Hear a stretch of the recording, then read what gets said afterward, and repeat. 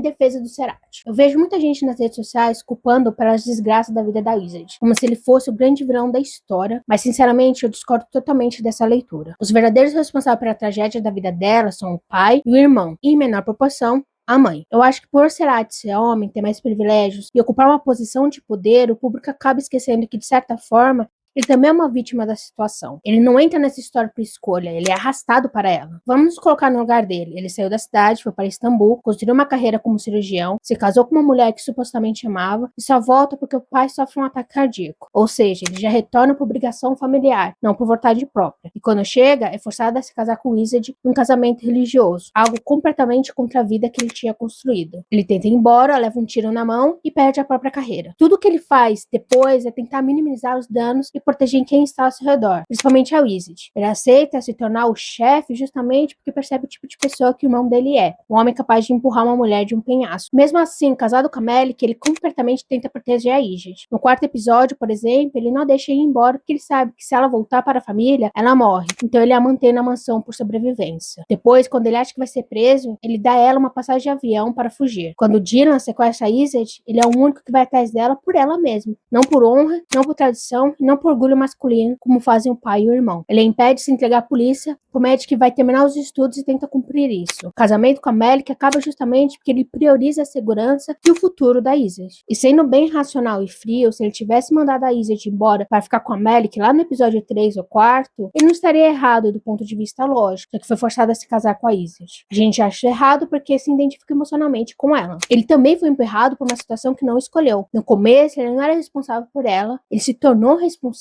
quando entende que se ela voltar para aquela família, ela será morta. A partir daí, existe uma responsabilidade ética. Então, na prática, o Cerati mais salva a Isolde do que prejudica. É meio absurdo esperar que nos primeiros episódios ele largasse toda a vida, se divorciasse, rompesse com tudo e resolvesse magicamente a situação dela. Isso ignora completamente o contexto social, cultural e familiar que eles estão inseridos. Desde o início, ele é a principal proteção dela e a própria Isolde sempre soube disso. Tanto que ela aguenta muita coisa porque sabe que a única forma de estudar, sobreviver e ter algum futuro é através dele. E vale lembrar, no começo ela também não era apaixonada por ele. Ele era, para ela, um meio para um fim, um escape. Por isso, eu realmente não entendo porque o público insiste tanto em transformar o Cerati no grande culpado, quando os verdadeiros vilões da história são claramente o pai e o irmão dela, que representam, exclusive, um sistema inteiro de violência, controle e opressão, muito maior do que qualquer erro individual do Cerati.